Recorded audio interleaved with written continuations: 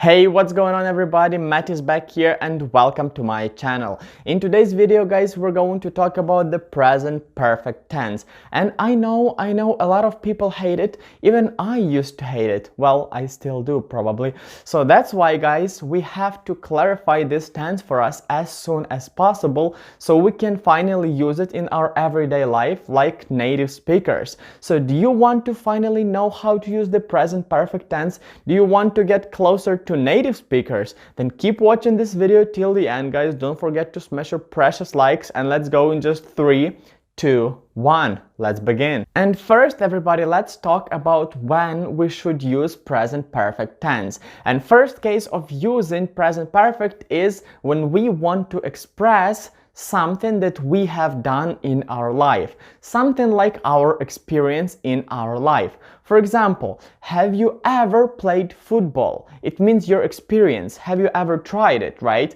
So yes, I have tried it. I have played football. Yes, she has tried. Yes, he has played football. Or have you ever driven a car? Yes, I have driven a car. Yes, she has driven a car. So first case is your experience. And the second case of using present perfect tense, guys, is when you want to say how many times, when you want to say the number of times you have done something. So for example, you don't want to say it. You don't want to name the number you've done it. So then you can just use the past simple. I did it, or I did it 2 days ago. I did it 1 week ago. But if you want to say times, then you say I have done it twice. I have done it 10 times. I have done it a couple of times. She has done it 20 times, and so on. So if you want to express the number, then you got to use present perfect. Get going to the case number 3, and that is when you want to describe something that happened recently but still is important. For example, I have lost my job.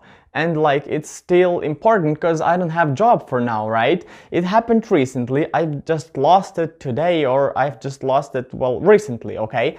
And I still don't have any job, so it's still important, right? The case number 4 is when something happened in your past but still is true and still going on. For example, I've known her for 3 or 5 or 10 years. So you met her 5 years ago, let's say, but you are still friends or you're still dating. So you can say, I've known her 5 years, or I've known her for 3 years, and so on. Or I've worked there for 4 years. So you started 4 years ago, but it's still going on. It is still true.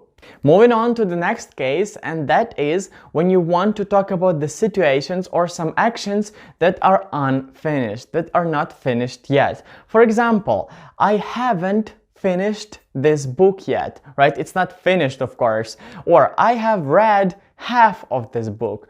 Or have you done your job? Well, I have done part of it. So if something is unfinished, you can use present perfect as well. Moving on to the next case of using present perfect tense, and that is when you want to describe some current or some present result. For example, John has missed the bus, so he'll be late, right? He missed the bus in the past, but we are going to have result now. He won't be here on the time, right? So he has missed the bus in the past, so he will be late now.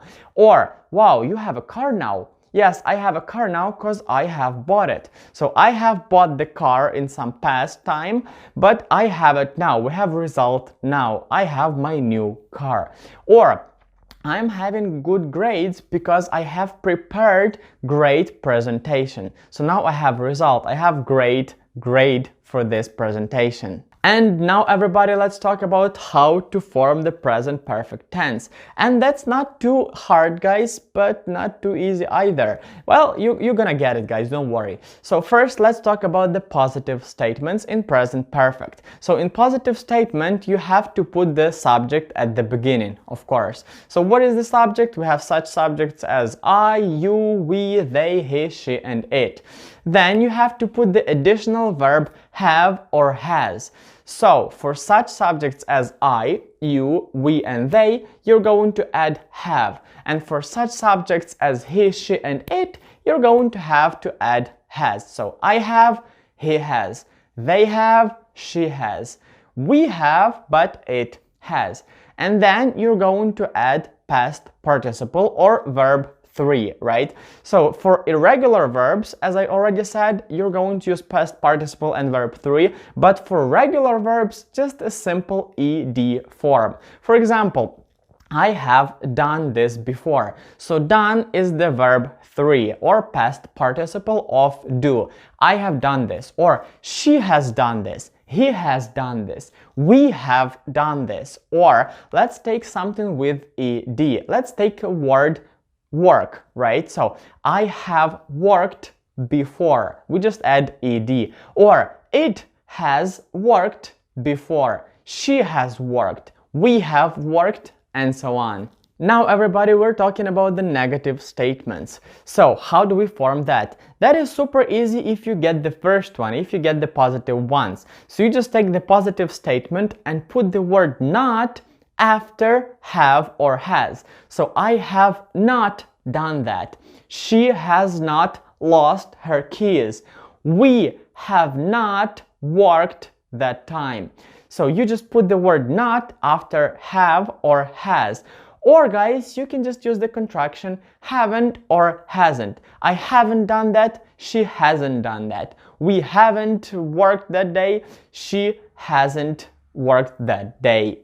And at last, guys, we have question sentences. And here it's gonna be a little bit more complicated because we have to change the structure a little bit.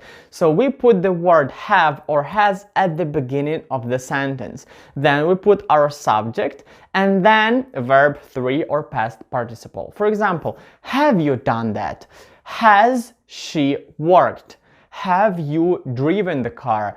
Has he played football? Clear? Get going. And this is all I wanted to tell you today, guys, about the present perfect tense. I hope that now it's a little bit more clear for you guys, and now you're going to use it correctly in some situations and in some cases. Thank you for watching, guys. Please don't forget to smash your precious likes for me under this video if you liked it. Smash your precious dislikes if you didn't like this video, and consider subscribing to my channel if you're here for the first time. I'm posting a lot of videos about English, so you can learn a lot of English from me. And this is it for today, guys. Thanks for watching one more time, and I'll see you soon. Bye bye.